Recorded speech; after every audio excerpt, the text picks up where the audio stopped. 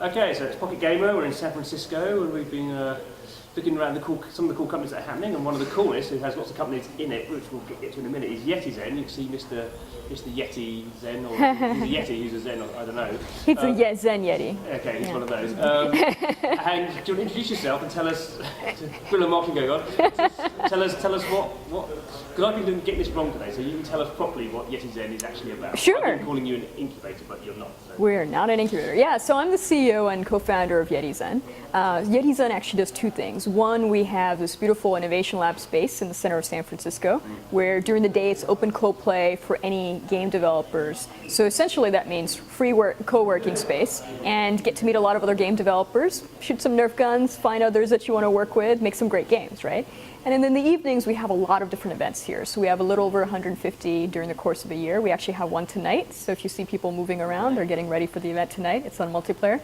And we have about 7,000 people that went through our various events last year. So quite a lot of developers, quite a lot of events. San Francisco is the mobile hub of the world, and you're the hub of San Francisco. So yes, we're the hub of all things gaming. That's how we like to think of it. But I've been calling you an incubator, but you've correctly said you're an accelerator. So for people who aren't really into this field so much, what's the difference between an accelerator and an incubator? So the second arm of Yetizen is the Yetizen Accelerator program. And so by an accelerator, what we mean is it is post product and post traction. Now the amount of traction we look at depends on what particular type of opportunity we're going after, but in general it's not, as opposed to an incubator, which is more about a couple of guys, idea on paper, come in, build something over 3 months, maybe get a couple of thousand users, get an angel investment. That model works really well in consumer web. It doesn't quite work that much for gaming because good games, making great games takes a longer time, right? So we look at game companies that have already gotten some product out there. We're able to see what's working, what's not, what can we help with specifically, and we help them scale and get to the next level.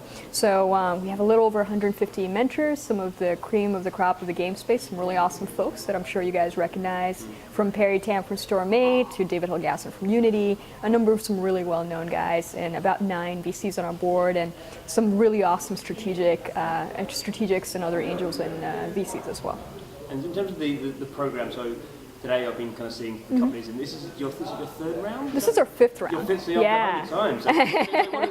You met us back in the early day. Actually, I think I talked to you right before we started. Yes. Yeah, so you've seen us evolve, right? So what are you looking for when companies kind of apply to get into one of your programs?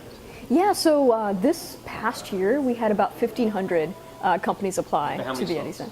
So we take at max about 10 companies per accelerator round, and they're 2 rounds a year. So it's very, very competitive to get in, right? So obviously we're looking at both game studios and game platforms. And what we look for each is kind of different, right? Now in general though, with studios, we want companies that want to be making the next big thing, that really want to be disrupting some type of gameplay, going for that large exit down the line, right? And as opposed to guys who just like making games, maybe have a great business there, but it's a cash flow business where they can work with publishers, right? Most of what we're looking at are companies that want to publish their own games and be really, really successful with it.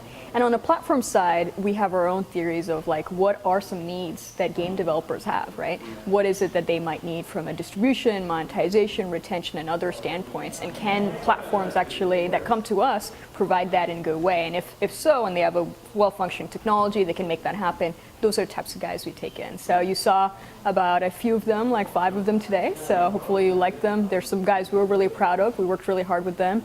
It's about another 2 weeks left to the end of the program. So they've been doing well. Lots of great commercial success. I'm sure they've already told you about that. Yeah. I guess the other interesting thing is San Francisco is the kind of, I guess, the global kind of hub of mobile games.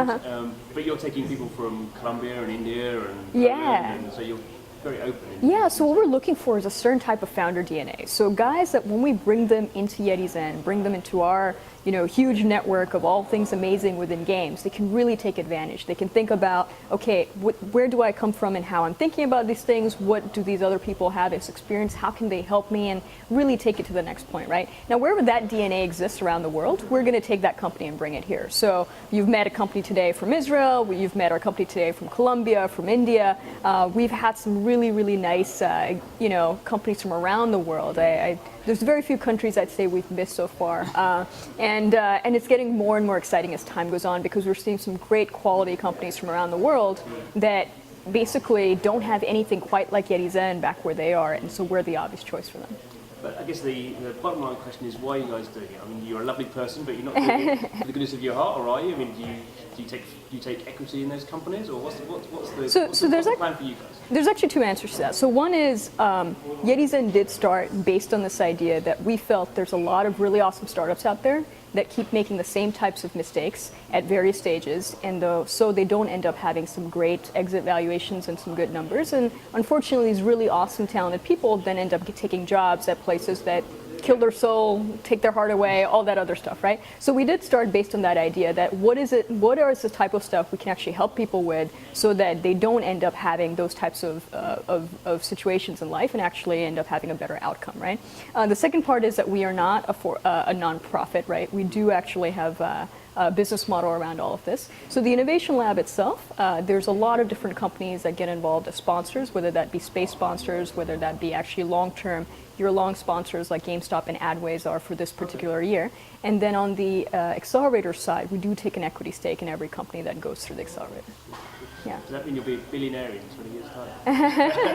Hey, honestly, sure, if that happens, that'd be awesome, right? But really, I love the game space, and I love the potential of where the game space is going, right? There's so much stuff coming up next, which we've barely scratched the surface of, both as game companies and as game platform plays that can basically expand what our understanding is of what I call the gamer graph beyond what it is today, right? Everyone talks about the spend graph and the social graph. Well, guess what? Game companies, every single one of them has this thing called a gamer graph. Now, what that can be extended to beyond the ways we're currently seeing it within an individual game and outside an individual company, that's the next future. That's where the big IPO possibilities lie, and that's what I'm excited about. So yeah, that's where I'd like to be in 20 years' time. I want to have my fingers in everything, and I want to be the one saying, hey, I made this all happen by creating something like Yetizen. Well, you heard it here first, the gamer graph. Thank you very much.